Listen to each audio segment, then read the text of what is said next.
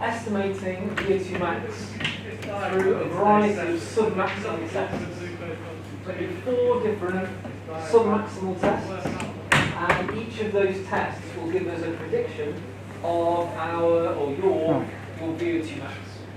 Okay, so VO2max being the maximum amount of oxygen you can utilise in a minute. So these are submaximal tests. So to obviously get a maximal test, you need someone to exercise to their maximum. Okay?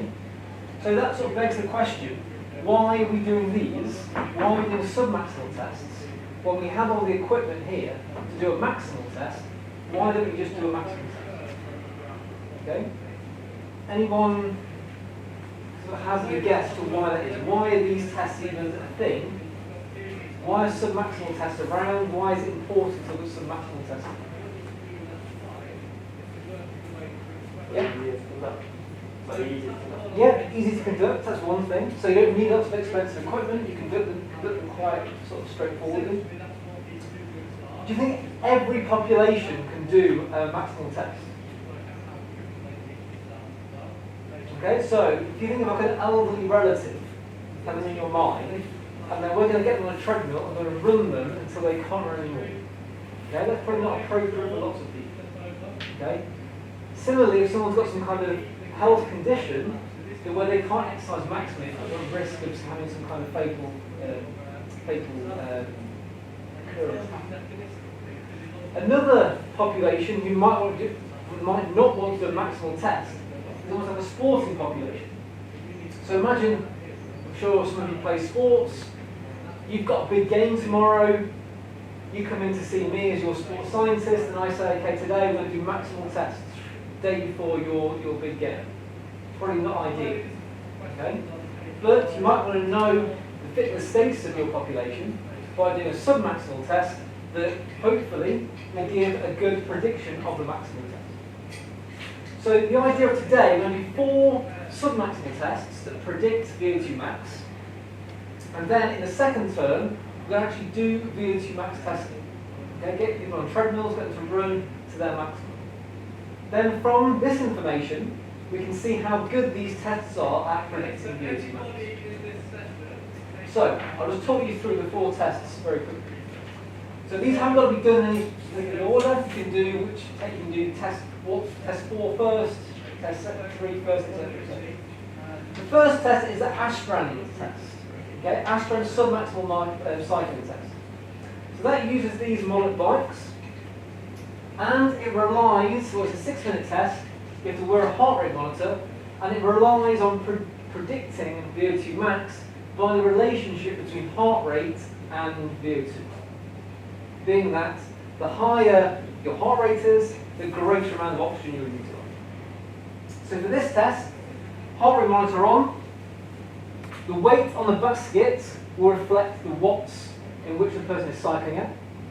So if you can try and keep your RPM, your revolutions per minute, at 60 RPM, then every 100 grams you add to the basket is another 6 watts. So it says in your handout, on page 3, it has whether you are conditioned or unconditioned. Okay, so this is very subjective. So you can have an idea of how your sort of fitness status. I would say go to the higher end of these predictions. So if you exercise quite a lot, you're quite active, I would go up to sort of 150 or so watts. Okay? So 60 RPM. Remember the basket weighs a kilo, so that'll be 60 watts anyway. So a kilo onto the basket is 120 watts. So you would cycle for 6 minutes, trying to achieve a steady state heart rate. Okay? So heart rate is not fluctuating too much. If after 6 minutes, your 5th minute heart rate recording and your 6th minute heart rate recording are within 6 beats of each other, then the test finishes. If that's not the case, you carry on for a further minute to try and achieve that, the last 2 heart rates. So once you've got that information, on page 4 of your handouts, there is a nomogram. You plot heart rate down one side, you plot workload down the other side, you draw a line between, and where they cross the intercept, that will give you VO2 max in litres per minute. college step test. Okay, so this equates VO2 max by looking at heart rate and or heart rate after doing a stepping protocol. So as easy as it sounds, you have to step on one of these steps for 3 minutes using a metronome. Okay?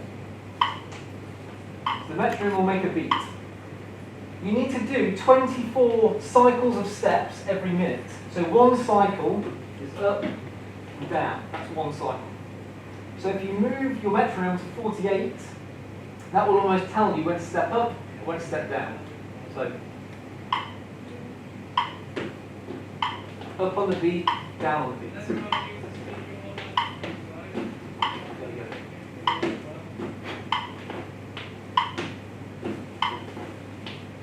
Okay? So you do that for 3 minutes and then take heart rate at 5, 10, 15 and 20 seconds after you've done the test. The final two exercises are really simple. So one being a Cooper run, so a 12-minute run, and see how far you can go in 12 minutes. And the final test is the Rockport walking test. So the Rockport walking test involves walking for 1 mile and measuring heart rate after that 1 mile walk. So in terms of the last two tests, you need to know obviously how far you're going. So I've drawn a little map on the back of the handout that is 1 mile distance. But I've since been told that the road near Peveril is closed. Okay? So if you've got some kind of watch that can monitor distance, or you've got an app on your phone that can do that, you're more than welcome to do your own route. Someone previously walked around the lab, which I don't recommend. It was a bit dull. But if you can walk around campus or anything like that, that's absolutely fine. And for the run, again, you can go whichever route you want. Okay? Then at the end of your handout, there are 3 questions. So have a look at those questions, and then you can try and update them as you go through different things.